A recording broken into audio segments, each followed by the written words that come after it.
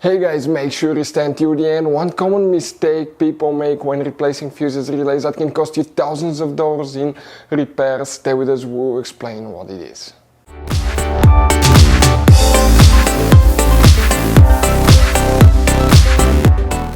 Hey guys, welcome back to Auto Repair guys. Thank you guys for watching and subscribing to the channel. Today will be super helpful video to any of you having a Mercedes E-Class, that generation here from year 2010 to year 2016.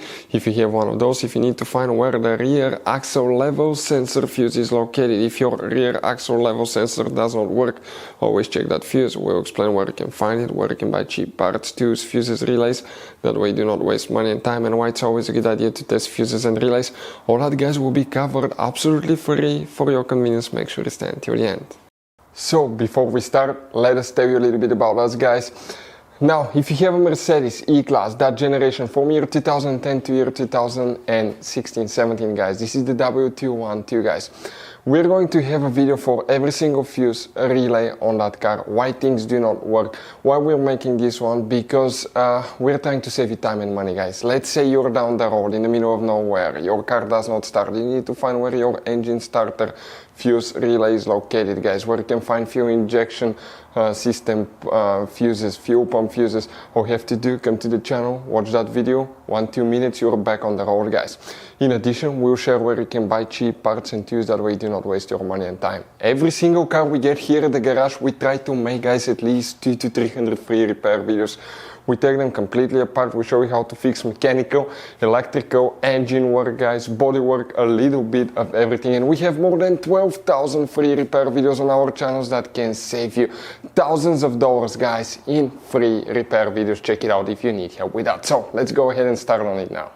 So rear axle level sensor fuse, where you can expect to find it guys, we'll demonstrate on that generation Mercedes E-Class, that's known as generation W212. This is the pre-facelifted model, this is the facelifted model. It will work for both. You guys have multiple fuse boxes. Today we're working a fuse box that's in the trunk here. Open the trunk, and if you come here on the side, you have that fuse box right here guys. Open that cover, and underneath you'll find the main trunk fuse box with a layout like this one here. Before we continue, let's explain quickly why it's always a good idea to test fuses and relays.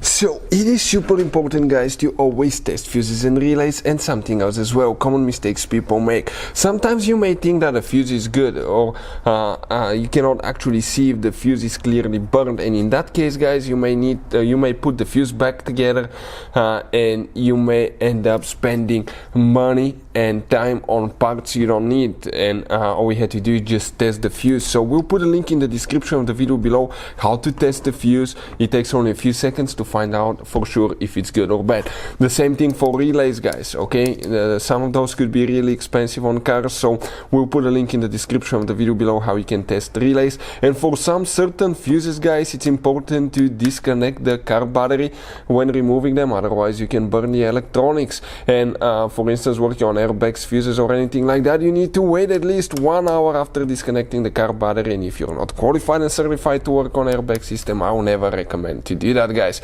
But when disconnecting the car battery guys, okay, common mistake people make, it's important to know which battery terminal you reconnect first. If you do it the wrong way, you can burn electronics modules. How we know about that? We burn before the traction control module on BMW that cost us $2,000 guys. So we'll put a link in the description of the video below which battery terminal to disconnect first. Check it out for your convenience. So guys, here now for the rear axle level sensor, which fuse you need to check. Oh, by the way, if you need to buy any fuses, relays, parts, tools at a good price, quick shipping, that way do not waste money and time. For Mercedes or any car, we'll put the link in the description of the video below. Check it out guys, you can save a ton of money. That's where we get most our tools and supplies from.